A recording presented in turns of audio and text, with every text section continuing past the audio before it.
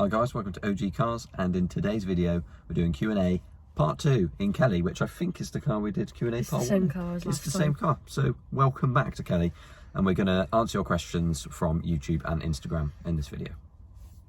So our first questions are going to be from YouTube, and our first one is from, I said first twice, haven't I? We've got Daniel O'Connor, and how did we first meet? Georgina's not answering questions today. I thought you were answering it. And you did also mention it's probably panda related, and you're bang on. Yeah, we went to a panda meetup at Chew Valley. Yeah, it was Chew Valley, yeah, and we did Cheddar Gorge as well. Yeah, and I was in my first classic Panda, which was a 1998 Fiat Panda 1000 CL called Betty, and Owen was in his 1993 Fiat Panda Mania. Fiat Panda Fizz. I thought Char. Fizz. It was a Fizz, ignore me. Unbelievable. That's Pandino, who was the first video we actually ever did together. It was actually, yeah, but we met then and we were really good friends for about half of a year, and then here we are. Here we are. Somehow stuck with each other. Somehow. I'm joking, obviously. And our other question on that video was from Adam Forbes, asking if a Mark II Panda would be recommended as a first car. Now, as you all know, yes, I had a now, a lot of you may know, my 1993 Fiat Panda Fizz Mark II was my first car. I enjoyed it. It was great. So keeping this short and sweet, yes, I would recommend it as a first car, but I'd say now is the time, or one of the last times you're going to be able to do it, because the prices just keep going up and up and up. So if you're thinking about doing it and you want a classic as a first car, the Panda's still a good shout. The two-wheel drive, of course, and 4x4s are way up price-wise, but yeah, if you want to do it, it's a good entry-level classic still. Next up, we have Michael Hudson asking, how is the Fiat 132 diesel going? Now, many of you may remember the 132 diesel from the YouTube video from the Italy trip, part 1 and 2. It's not featured in any other videos because it's not our car. It's actually owned by Andy. Maybe we can do a feature on it at some point, but it's still not road registered. So it's still with Andy. It's in the process of being done. I've only just got my Fiat 126 road registered, and I think Andy's had a couple more things to do with his. So hopefully we can actually feature that in a video at some point. But how's it going? It's still good, I think. He's done a little bit of work to it, but we'll cover it properly in a future video. Next up, we've got SherpaFan03 asking, what are your least and most favourite cars you have owned? There's a fly in here. I just went straight in front of the camera. And he's asking, what are your least and most favourite cars that you have owned? Are you going first? You go first. I'm going first. I wasn't prepared for that. So, worst car I've owned, I'm not saying it's the worst car, but the Volvo 340 I owned for about 10 days. I just didn't really gel with it. I found that it was really slow. It was the 1.4. Yeah, it was the smaller one. I found that it was really slow. It was just a bit meh. I didn't gel with it. So after 10 days when we swapped it with the Twingo, I've never missed that car. So, and the Twingo is 10 times better. And then best car I've owned, I said to him, like, this is a tough one because, like, we sat in Kelly, and I adore Kelly, I adore Char, and they're two cars I don't ever see going anywhere. But if I was to say the favourite car I've ever owned, it would be the Nissan 300 ZX. I still own Z, because every time I get in that car, it makes me smile. It's a huge sense of occasion, that car, and I still, year and a half down the line, I turn around and see that car and go, I still own that. Like, that's my dream car.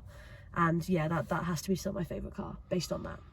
I think following in the same footsteps for my favourite car at the moment, I mean, the Audi Coupe GT, of course, I've had it for almost 2 years now, but it's an amazing car, and as Georgina says, it's a sense of occasion when you get in a car like that and you can really enjoy it. So I think that's probably got to be my favourite. But at the same time, it was a hard decision because I've put so much work into, say, Jurassic Panda and, you know, a fair few of the others, and, you know, there's been plenty of dream cars that I have had, but I think the Coupe GT has always been up there as something I've really wanted, so it's going to be that favourite for me because it's been right up there. You know what, the one time that I think might, like, solidify this a bit for you, you might agree, was when we took the Nissan and the Audi to the South Wales Classic Car Festival. Yeah. It wasn't a car, so just a car festival, South Wales Car Festival, and we had the two together.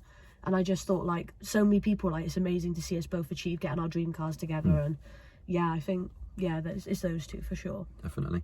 And my least favourite, now I'm lucky to have had a few cars where I've bought scrap ones and parts ones, so to make it easy on myself, I could say, well, the blue Panda 4x4 that I bought, which was just a complete wreck. That was my least favourite car, because I bought it basically sight unseen on Facebook, and it was just a shed. It had been in a field for many years. The sunroof had been torn apart and it was really rusty, so I ended up selling it straight on. So that makes it nice and easy for me.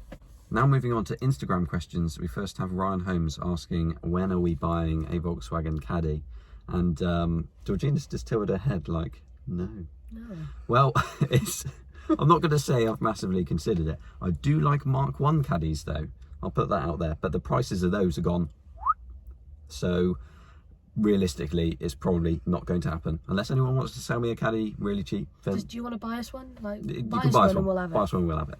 The next question is a very good question, I think. It's from the Flying Banana on Instagram, asking one car you've always wanted to buy but it's too rare to find. And I'll let Georgina take this stage on this one. Yeah, I said this is a tough one for me because I always buy cars which are really obscure. Like, to be fair, we've both done that, haven't we? Yeah. We've always managed to always find what we Yeah, like for example, I never saw Skoda favourites, and since I said I've never owned Skoda favourite and I bought Kelly, I've owned 7 or 8, I can't remember how many it is now. Owen never ever saw a Wartburg, and then Owen managed to buy 6 of them within a year. But one that I thought, I was having to think about this last night before we when we were looking at the questions, and one car that came into my head was about a year and a half ago, a Mazda MX-6 came up for sale. It was a manual project one and I really wanted it, and since then I have not seen another manual MX-6 come up, and the other one is a Toyota Serra manual. Both of those cars I would love, but me being a little bit picky, I'd prefer them in manual. So yeah, those two. They seem to be harder to find a manual as well, both of them, and they come up rare enough anyway, even in auto form, so it's one of those things. It is. And on my side, I would probably say the Dacia Duster Mark 1. And hot car. A very hot car. One came up last year for sale and I put a bid on it and I didn't get it. So there's one that got away. I think at the time I wanted to put money into the blue Wartburg, wasn't it? I wanted to buy that. And so I thought, well, I'm not going to put like, I think it was like $3,000 the Duster went for. It wasn't a great car, and it went for way too much. Yeah, it wasn't in massively great condition. And obviously, they're quite rare, so I thought, well, yeah, sure, there's a bit of value there. But at the same time, there's not a massive market for Dacia Duster Mark 1s. There never was. No. But I thought it was a very weird car. And to be fair, Georgina will know this, I've always had a weird thing for the Dacia Duster Mark 1. If you don't know what it is, shall we include a picture? Yeah, I can pop a picture up on the screen. Now. Yeah, that's a hot car. Next up, we've got a question from Chris Woods asking, do you have a spreadsheet to keep track of your cars? We don't, but it's actually a good idea, because if someone on the spot says to me and Owen, what cars do you own? We'll both be there like, this. So it's a slow, painful process trying to remember what and we've it's got. very common for us to miss out, say 1 or 2 of the ones that might just be ones that we're selling or haven't done anything with. So yeah, maybe we will make a spreadsheet because it might help us out. It's a good idea. Next up, we've got Ollie Bracey asking, do we have any big videos upcoming, and if so, what are they? Now, we've got a couple of big sort of project series planned. We've got Project Marmalade, which is just sort of coming off its first legs at the moment. Admittedly, there's a little bit of a stall while I've come back onto Project Sizzly a little bit more, but that's another big one that should be finished quite soon, so that'll be a big finisher quite soon, I hope. And then with the trips, they tend to be quite spontaneous. We've obviously had the Italy trip, that was a lot of planning, mind, and then we did have the Northern Ireland one, which again was a bit of planning, but again it was just, here it is, you know. But I don't think we've bought anything else yet that we're going to do a big trip on. But No. we were mentioning the Orkney Islands, weren't we? Because Andy wants to buy a Wartburg 2-stroke estate, which is up there, 353 left-hand drive. But we don't know if that's going to happen or when. So we'll just leave the feelers out there for that. But maybe one day we can do that. So, and also, it is worth considering, as you all know, we painted Charmander up to do the run to Pandino. So there's pandas to Pandino, so we painted Char like a panda to do that run to raise money for prostate cancer. Cow. Zebra, cow, whatever everyone else calls it. It's meant to be panda, that's why I fill it with pandas. Someone called it a cow it's the a other bit day obvious as well. It was great. However, we cannot go this year. So we were meant to go 2020. We were like, yeah, we'll go in 2021. and they've now put the dates out for 2022, and we're really excited, but, and I can't say why, big change in circumstances is coming up for me and Owen, means we cannot go. It would be at the wrong time if this other thing goes ahead, and it would be too much money, whereas we have money that needs to go elsewhere. Ultimately, what's going ahead is very exciting anyway, and we will keep you all updated, and we'll keep you posted on that. But that should be a big video if everything goes ahead. If everything goes ahead, but we're a bit sad about it. But when Owen mentioned restoration videos, one of the cars we need to restore is Charmander, because he's just managed to break off his entire exhaust system, and as you know, the paint's a bit worn and stuff. So what we want to do is fully restore Char, and then Char is going to be a daily for both of us, and then we are going to hopefully go in 2023 instead. Next up on Instagram, we've got Ed Hoop asking, if you had to name your child after a car brand, what would they be called? Firstly, children are not on the cards at the moment. That's what I meant to say. Yeah, no, they're not. No, yeah. Too many cars and too many other commitments, so that's not something we want. But we were literally thinking about this, and we were just like, well, not many car names fit for a child's name, but we did think probably Porsche is about the nicest one we can think of, but I literally have no idea. I think Wartburg could be a great name. There you go. Oh my god, can you imagine going to school and being called Wartburg? Wartburg! And then lastly, I just wanted to quickly address a slight elephant in the room, because one or two people have been asking me about my Citroen AX, which is a car I really loved, but I have sold it, it's gone. So basically, with what's coming up, me and Owen have decided we need to be a little bit more sensible, which is probably quite a bit of a giveaway of what it could be. And we decided one or two cars had to go. So Owen's quite happy with this. He's got it quite easy because he has Project Sicily, the 126. They're all lined up ready to go. And when I looked at mine, they need finishing, but but when I looked at mine, it was basically the AX or my CD edition, which is already provisionally sold. But the AX has gone to a really good home. I'm not sad about it, and it did need quite a bit of work, which I didn't have the time for. Yeah. So I really like my time with that car, and my family are gutted. It's the one car that they all really loved, and I think if it had been different circumstances, honestly, I think my sister would have considered buying it, but she's halfway through finance on a new car, so it is what it is. The Citroen has gone, and I did want to do a video on it, but it all happened very quickly. Yeah.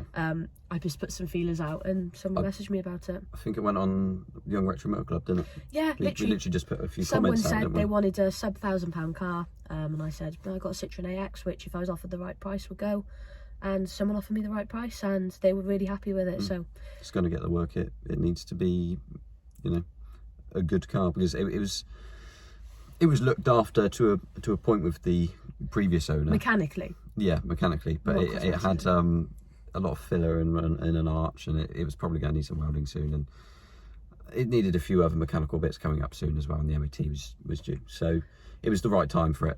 But it was, yeah. It was a good car. I enjoyed that car as well, to be fair, but short and sweet. Short and sweet, but not as short as some of my other cars. So ultimately, at the time, if the other thing I also said when other people have asked me about it is, I had 3 daily cars. I was daily driving Kelly, Char, and the Citroen AX for no reason other than I wanted to. So I've got rid of that. I've still got 2 daily cars, which is still silly. But there's the funny thing: she sells the Citroen AX, and then Charmander's exhaust fell off, so she wouldn't use it as a daily. And at this time, Kelly was away for welding, so she had no daily car, and she had to use the 300ZX. I had to use the 300ZX for a week, which costs £100 to fill the tank. After about 5 days, I'd emptied the tank on the 300ZX, so I was like, oh my god. Fuel prices at the moment as well. Yeah, with fuel prices at the moment, it's not fun. So I ran up to Ed's house, picked up my low mileage 136 LS, and I was like, great, this will be really good. And the guy who had Kelly messaged me and goes, oh, Kelly's ready, and I was like, oh, for God's sake. So just taxed and everything in other car. So once again, my street is cluttered by 5 of my cars, because literally the day I taxed it, an hour later, Kelly comes home. So that's fine. It went really well, but yeah, the Citroen is gone. And there are 1 or 2 other cars that are lined up to go as well, but we'll probably do better videos on those. Just the Citroen happened so quick with work at the moment. I'm working a lot of hours, and I just didn't have a chance to film around it, sadly. So yeah, I will miss it, but it is what it is, you know. Sometimes one's got to go to fill the gap. Also, Joe, come and pick up your CD edition Skoda favourite. Yeah, because it's going to slowly sink into the ground if you leave it there any longer. It still looks good at the moment. It's fine. well, that's all of our questions. Thanks very much for watching this video. At the moment, we're on a little trip, so we're in Kelly. We're in Peterborough at the moment, but we're actually going to somewhere. North Walsham tomorrow. Yeah, which is in Norfolk. So we're going a fair way again, and then we're picking up a load of Skoda favourite parts to fit in the back of Kelly. So that'll be good. And then we're shooting back. But yeah, so we're not going to get any time for other car maintenance videos this weekend because we're picking up loads of stuff. But that's the way the cookie crumbles sometimes. Thanks very much for watching again, and we'll see you in the next one. Make sure you like the video, give us a comment. If you want a Q&A part 3, let us know, and if you do, maybe give us a question in the comments. We'll save it for next time, and make sure you subscribe to the channel. See you then.